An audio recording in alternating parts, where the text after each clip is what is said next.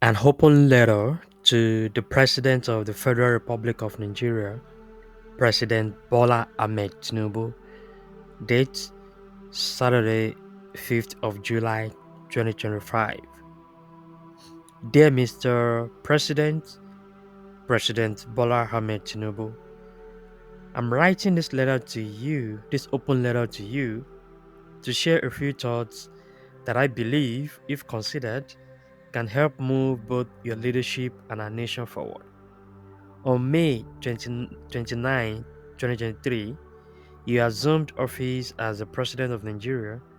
Since then, you've made efforts to improve the country and fulfill your promises. However, the reality is that those efforts have not produced the desired results. In fact, things have steadily worsened and life have become unbearable for the average Nigerian. Perhaps you are not fully aware, but let me say this clearly.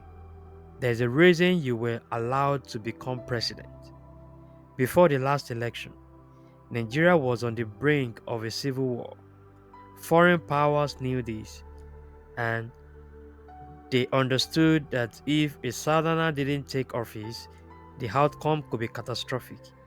So they let you in, not because they believe in you more than Peter Obi, but because you were the safer choice. They don't have much leverage over Peter Obi, but with you, they have enough skeletons in the cupboard to hold you hostage.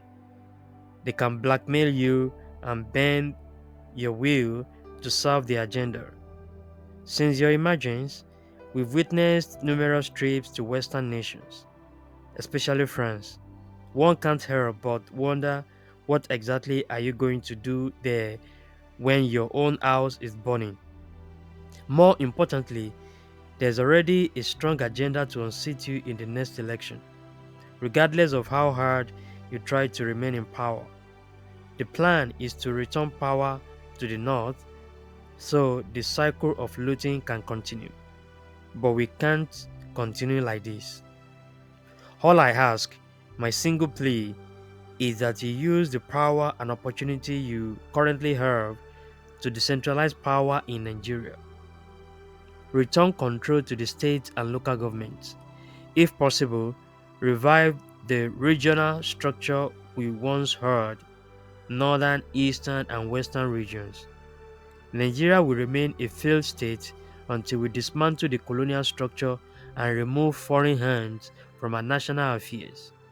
If Nigeria didn't get better after 100 over 100 years of its formation, then we shouldn't hope for anything better in the next 100 years if we don't do anything different.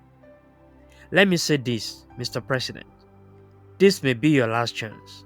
So, why not use it to create a legacy that generations will remember you for? A legacy built on restructuring and freeing the country from this inherited system of a one man country. Yes, corruption has eaten deep into every sector. Nowhere is safe, but you still have executive power. You can use it to cut down on the size of government, reduce ministries, eliminate unnecessary expenditures, ban unnecessary foreign trips, and invest in your people. That will be the only legacy worth living. Colonial agents are serious about unseating you in the next election. If they sense that Nigeria can survive without tipping into civil war, they will not hesitate to do it quietly. Their agenda is simple: keep the people oppressed, sustain a false sense of stability, and continue looting through the elite and political class. They don't want total war, but they certainly don't want peace either.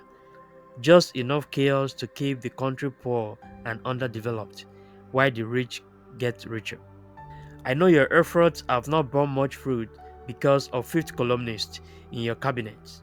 Familiar enemies sit around you with an agenda to sabotage your leadership.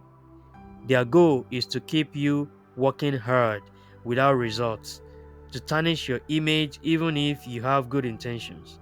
But I believe their time will soon be up. Maybe that's how the country was designed, to serve only colonial agents and their collaborators.